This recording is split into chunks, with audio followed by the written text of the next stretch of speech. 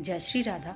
कभी भी किसी की बुराई या निंदा ना ही करे ना ही सुने, क्योंकि ऐसा करने से हम जिस भी व्यक्ति की बुराई या निंदा कर रहे या सुन रहे होते हैं तो उसके संचित पाप कर्म हम अपनी पोटली में डाल देते हैं।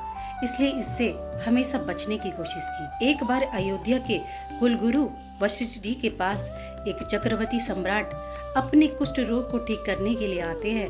वो गुरुदेव से कहते हैं, हे गुरुदेव, मैं इस कुष्ठ रोग को कैसे ठीक करूं?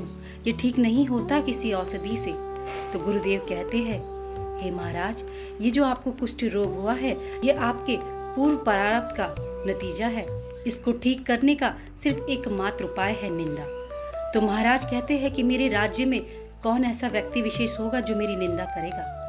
तो गुरुदेव उनको एक उपाय बताते हैं। वो कहते हैं, आपकी जो बड़े भाई वीर गति को प्राप्त हुए हैं, आप उनकी जो पत्नी है उनके कक्ष में रोज रात्रि को 8 से 10 के बीच में जाइएगा और कोई कथा सुना के आइएगा। महाराज इस उपाय को करने लगते हैं और ऐसे करने से चंद दिनों में ही उनकी चारों तरफ निंदा और बुराई होने लगी।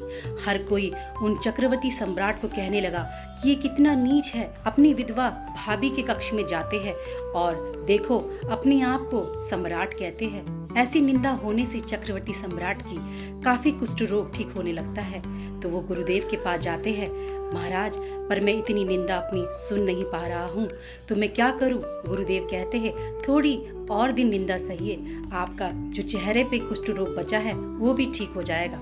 कुछ और दिन वो ऐसी ही अपनी निंदा सुनते रहते हैं तो उनके चेहरे से भी कुष्ठ रोग ठीक हो जाता है। केवल नाक में कुष्ठ रोग रह जाता है।